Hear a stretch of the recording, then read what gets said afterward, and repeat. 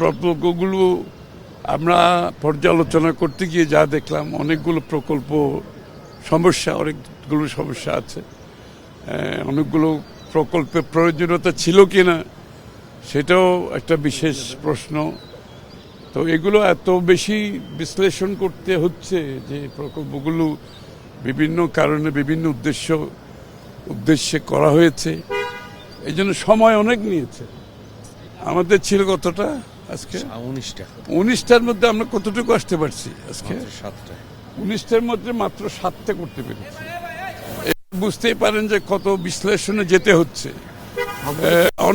অনেকগুলো প্রকল্প প্রশ্নবিদ্ধ হচ্ছে বিভিন্ন কারণে, মূল্যায়নের কারণে, এটা যৌক্তিকতার কারণে প্রশ্নবিদ্ধ হচ্ছে। সুতরাং আমাদেরকে খুব কেয়ারফুলি যেতে হচ্ছে, কারণ বাংলাদেশের জনগণের টাকা তো এই টাকা তো প্রতিটি টাকা ব্যয়ের পেছনে বাংলাদেশের মানুষ এইখান থেকে তার টাকার মূল্য পাচ্ছে কিনা, তার বিনিয়োগের উপর রিটার্ন পাচ্ছে কিনা, এখানে জব ক্রিয়েশন হচ্ছে কিনা, তো অনেকগুলো বিষয় বিবেচনা করতে হচ্ছে। সুতরাং সবকিছু মিলিয়ে আর আমরা যে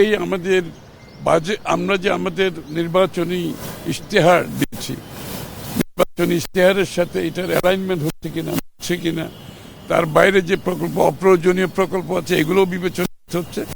এই জন্য আমরা অনেক সময় নিতে হচ্ছে, যে কারণে মাত্র 7টি পর্যন্ত আমরা পৌঁছতে পেরেছি 19টার মধ্যে।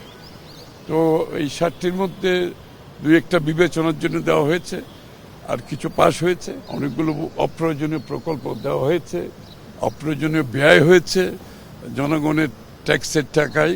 তো এই কারণেই তো ডিলেটা হচ্ছে। আমি তো বললাম 19টা প্রকল্পের মধ্যে মাত্র আমরা 7টা করতে পেরেছি, কারণ এগুলো অনেক সময় নেওয়া হচ্ছে পর্যালোচনা করার জন্য, বিশ্লেষণের জন্য সময় নিয়ে করতে হচ্ছে, কারণ এগুলো জনগণের টাকা।